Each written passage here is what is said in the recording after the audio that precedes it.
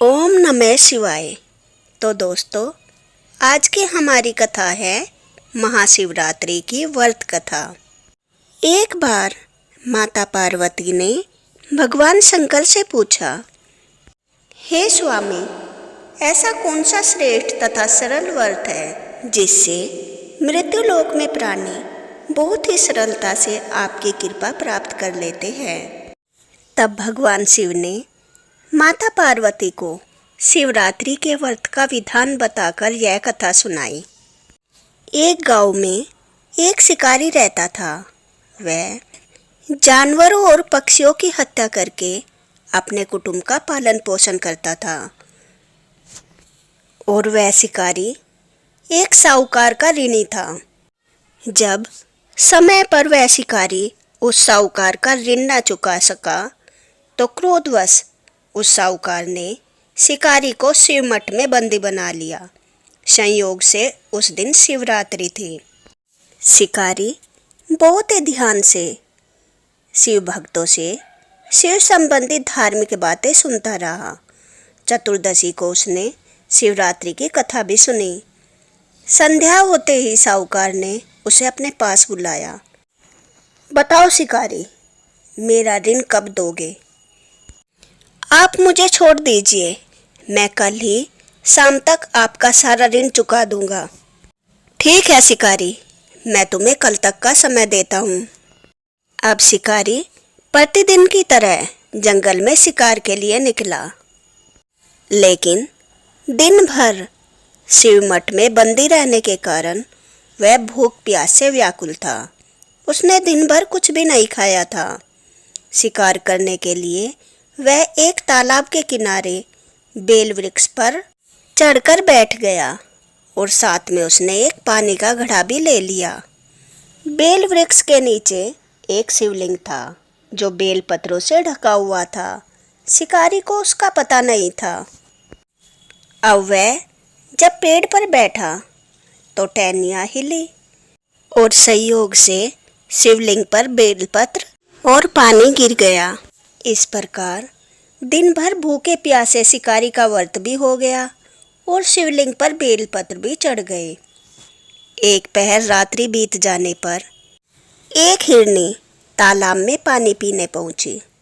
शिकारी ने धनुष पर तीर चढ़ाकर जो प्रत्यंचा खींची, तब बेलपत्र के वृक्ष से कुछ पत्ते टूटकर शिवलिंग पर गिर गए। इससे पहले पैर में अनजाने में ही सही शिकारी के हाथ से बेलपत्र शिवलिंग पर चढ़ गए।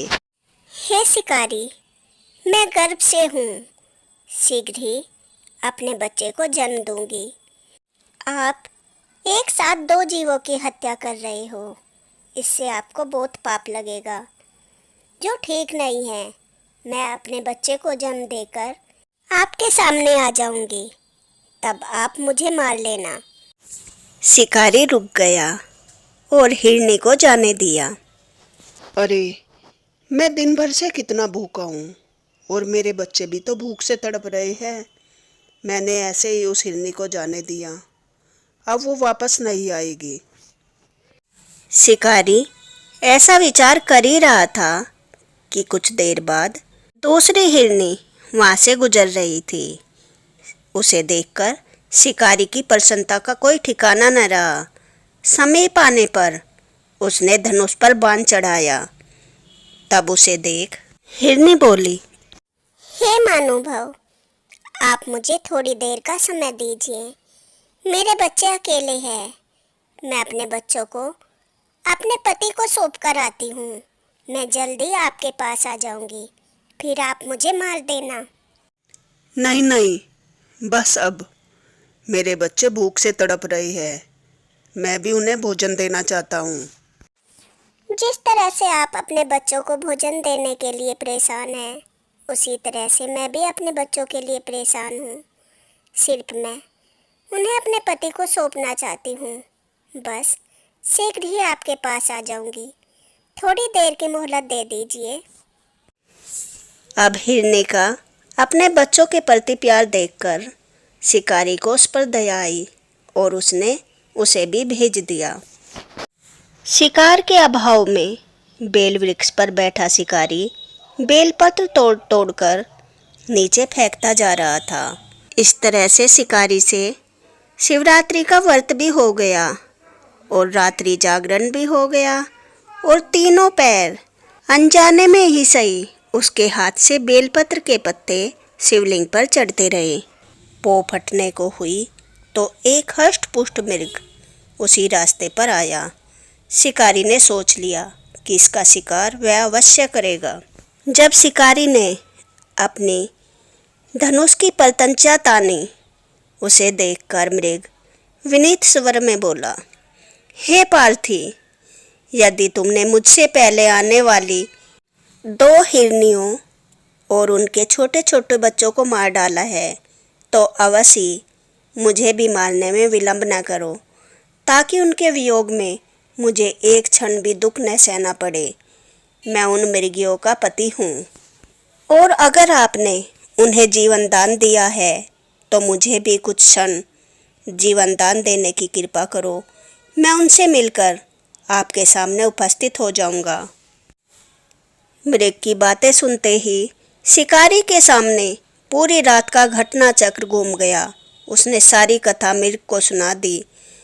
तब मृग ने कहा, मेरी दोनों पत्नियां आपसे वादा करके गई है जल्दी आपके पास वापस आने का। अगर आपने मुझे मार दिया तो वे अपने वादे का पालन नहीं कर पाएगी। जिस तरह से आपने उन पर विश्वास किया, आप मुझ पर भी विश्वास कीजिए। मैं अपनी दोनों पत्नियों के साथ आपके सामने जल्दी उपस्थित हो जाऊंगा। शिकारी के उस दिन के उपवास, रात्रि जागरण और शिवलिंग पर बेलपत्र चढ़ाने से उसका हिंसक हृदय निर्मल हो गया। उसमें भगवान की भक्ति का वास हो गया। उसके हाथ से धनुष बाण स्वयं ही छूट गए और उसे अपने अतीत के पाप याद आने लगे और वह पश्चाताप की अग्नि में जलने लगा। थोड़ी ही देर बाद वह हिरन सपरिवार शिकारी के समक्ष उपस्थित हो गया ताकि वह उसका शिकार कर सके। शिकारी जी, हम आ गए। अब आप हमारा शिकार करके अपना और अपने परिवार का पेट भरिए। अब शिकारी जंगली जानवरों की ऐसी सत्यता, सात्विकता और उनकी प्रेम भावना देखकर शिकारी को बड़ी ग्लानि हुई। उसकी आंखों से आंसू बहने लगे। नहीं नहीं, मैं ही बहुत बड़ा पापी था।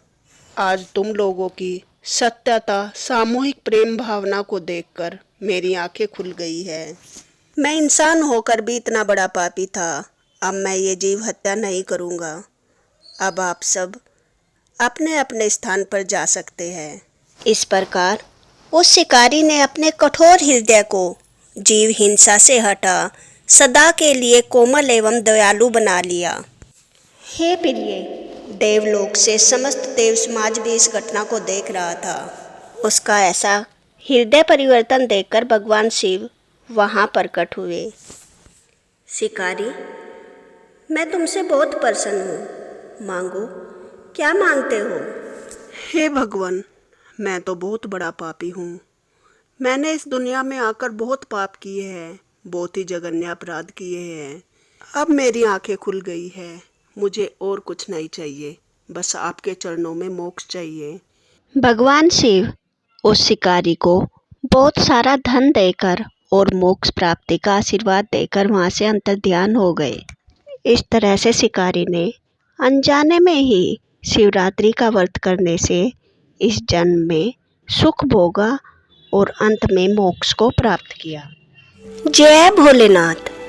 आज हम आपको सावन मास की भोलेनाथ और पार्वती माता की कथा सुनाते हैं। एक समय की बात है, सावन का महीना था। माता पार्वती और भोलेनाथ कैलाश पर्वत पर बैठे हुए थे और दोनों पृथ्वी पर अपने भक्तों को देख रहे थे। सावन के महीने में पृथ्वी पर बहुत चहल पहल थी। भोलेनाथ के भक्त कोई शिवलिंग पर जल चढ़ा रहा था, तो कोई बेलपत्र चढ़ा रहा था, तो कोई दूध, तो कोई पंचामृत। और कितने ही भक्त सावन के महीने में कावड़ में गंगा जल लाकर भगवान शिव का अभिषेक कर रहे थे।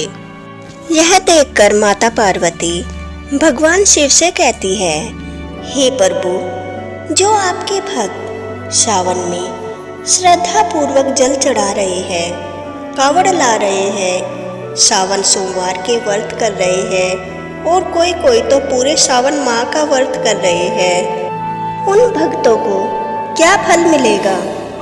हे प्रिय, सावन माह में जल अर्पण करने का इतना महत्व है कि जो भी भक्त सावन माह में मेरे ऊपर जल अर्पित करेगा उसे स्वर्ग की प्राप्ति होगी और उसके सब पाप नष्ट हो जाएंगे।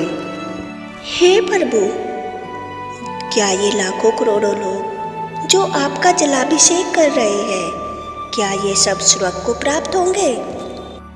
पार्वती, तन से जल अर्पण करने से ज्यादा मन से जल अर्पण करने का महत्व है। हे प्रभु, ये कैसे पता चलेगा कि कौन तन से जल अर्पण कर रहा है या फिर सच्चे मन से?